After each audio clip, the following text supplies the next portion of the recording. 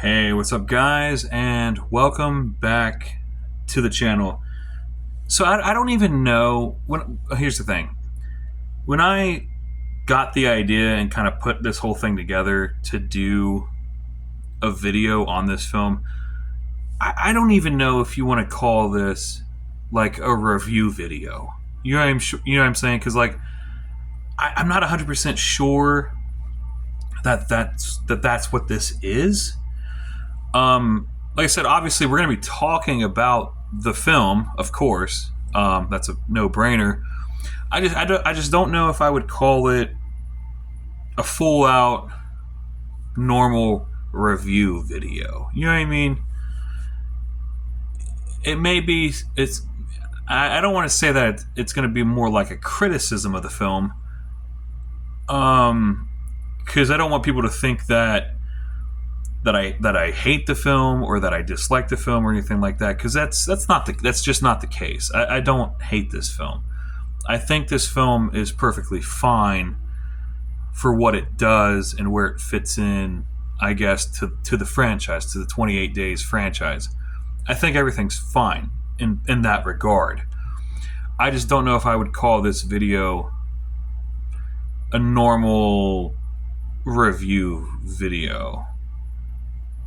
And as this goes by, you'll kind of understand what I'm saying. It'll make more sense the further that this video goes through. So anyway, like I said, 28 years later is the newest film in the 28 Days franchise. Like I said, we had the first film 28 days later. We had 28 weeks later. And then we have 28 years later. 3 films so far. But I will say, and I myself, I have seen the first 2 films. So at this point in time, I have seen all 3 of the 28 Days films. I am 100% fully caught up on everything. Okay. This film is very different from the previous 2 films. I just want you guys to know that. Because here's the thing. As somebody, like I said, who has seen the first 2 films, I kind of went into this new film with like my own expectation, like my own thoughts and version of what I think or what I thought that this film was going to be. You know what I mean? And this film is really, it's really nothing like the other 2 films in the franchise. This movie is, I would say, vastly different from those films. Not necessarily in a bad way, per se, but it's definitely different enough that I think there are probably going to be some people who like the first 2 films that may not like this new film. Even right now, like, I don't even know, after watching it, like, I don't even know how I feel about this film necessarily. Like, I just watched it like a couple of days ago, and I'm still trying to gather my thoughts and opinions on this film, which is really more of what this video is versus like a normal review video. And that's what I was trying to say at the beginning of this. It's really just my thoughts and opinions and things on this film more than an actual review. So, like I said, it's vastly different. Another thing that I thought was odd was, like I said, we started with 28 days, we went to 28 weeks, and we've jumped straight ahead to 28 years. And we've completely jumped over 28 months later, which I thought was kind of odd and maybe a missed opportunity. I'm not 100% sure though. I did think it was weird that we went straight from weeks to years instead of doing months. It's 28 months later or something like that. I just thought it was an interesting choice. You know what I mean? For a name of a film. I'm not saying it was a bad choice. I'm just saying it may have been a slight missed opportunity, not taking advantage of months later, because it's like the previous two films have kind of already set this in motion. They've kind of already established the title, whatever you want to call it. You know what I mean? They've kind of already established the order of things with the titles, days, weeks. You know what I mean? It just felt like it would have been more natural, I guess, to go to months and then go to years. But I don't know. But here we are at 28 years later. So we've jumped really, really far ahead in the timeline here. Which is another reason why this film is so vastly different than the previous two films. There are not as many people in this film. There's not that big of a cast. Very, very few characters. You know what I mean? Because, well, I guess there's just not that many people left in the world at this point in time. Like I said, it's been 28 years, I guess, at this point. Most people are dead or infected. And this whole world of 28 years later has really turned into a post-apocalyptic, deserted, I don't even know what you'd call it. Like, it's really nothing like the first two films. I know I keep saying that, but I really can't stress that enough, is this film is way different than the first two. So don't go into this film with your expectations of it being like the first two, because those expectations will probably not be met with this one. Another thing that attracted a lot of people to this film, not just obviously it's another film in the franchise, but the whole fact that they told everybody that this film was shot entirely on iPhones, right? That was like the big selling point of this film, was the whole film was shot on iPhones or whatever, right? And that's not 100% a lie, because they did shoot a huge majority of the film on iPhone. So they're not really lying, but they're not being 100% honest and truthful to people about those claims, because a lot of people are going to hear that. They're going to hear that the film was shot on an iPhone, and they're going to think, what are they going to think? They're going to think of some guy out there with just an iPhone, just a plain vanilla iPhone out of the box, right? And that's just not the case with this film.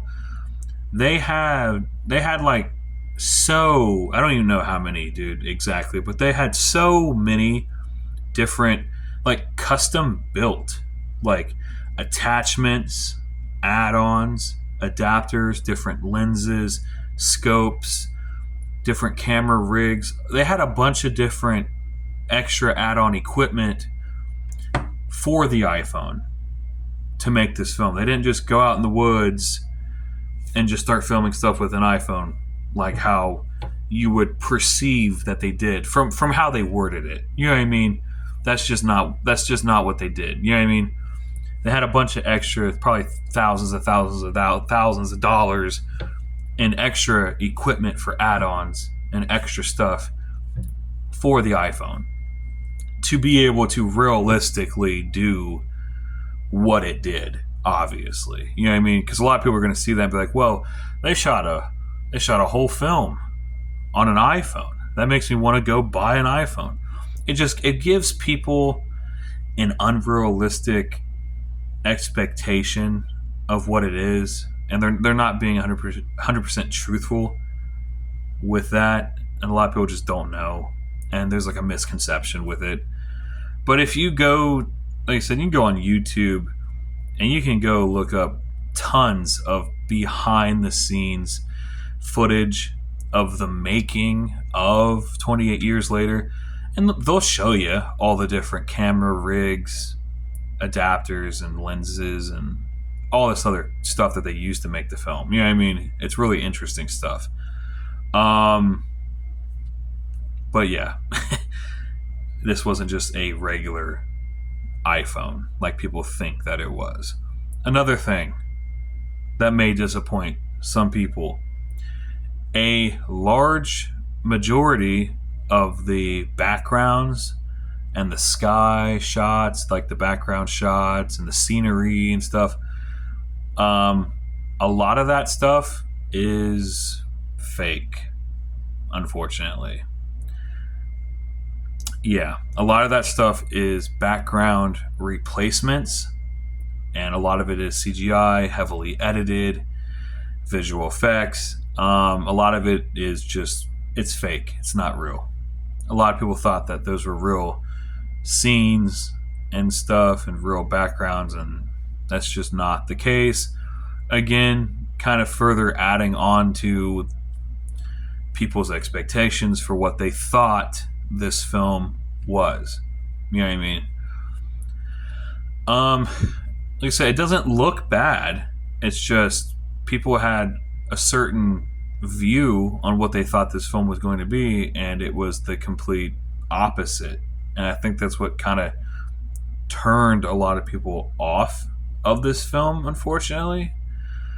But I mean, they even have like a lot of the fire in this movie is fake. We have like CGI fire for a lot of this film, which is crazy. Like, I mean, we couldn't just do practical fire. You know what I mean? CGI fire. I don't know.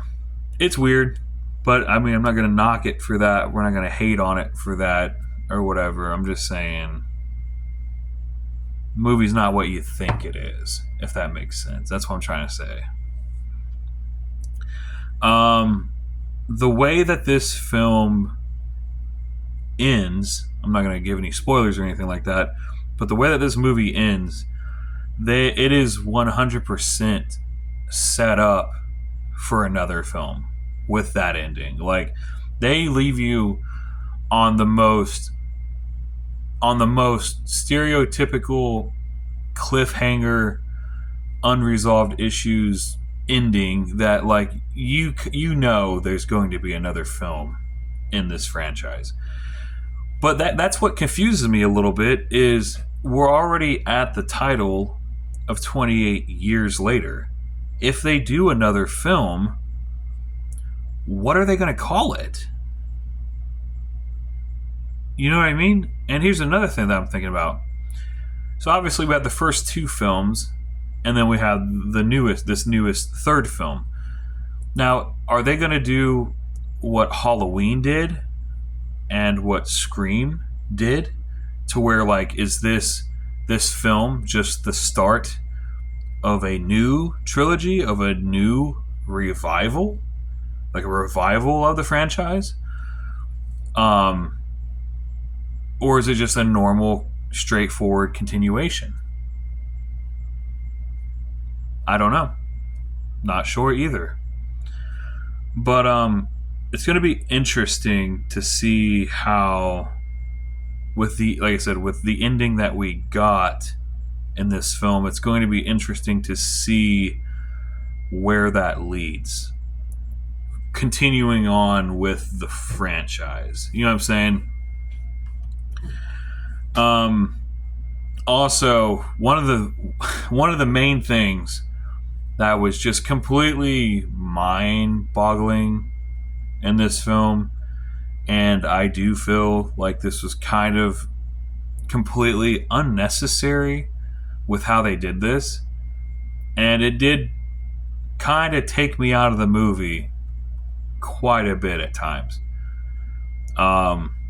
Unfortunately, for some reason, when they were storyboarding this movie, when they were in the room writing this and getting this idea of how they wanted to make this film,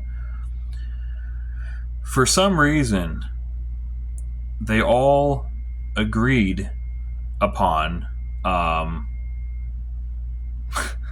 they all agreed upon doing as many video shots as possible of zombie dick. Yeah, like zombie penis. And I shit you not. There are like probably 20 different shots in this film of just zombie dick. We get slow motion shots of zombie dick. We get fast paced, sped up shots of zombie dick. We get zoom out shots. We get really close up, zoom in shots of zombie dick. It's like, was that really necessary? Like, the fact that somebody sat down and thought, you know what this movie could use? More shots of zombie dick. You know what I mean? Just thought that was an odd choice for this film. And like I said, like there's like 20 different, probably more than that, different shots of just close-up zoom-ins and shit and slow motion shots of zombie penis. And like I said, dude, I get like one or two quick shots maybe, but that many shots is a little excessive. It's a little much. You know what I mean?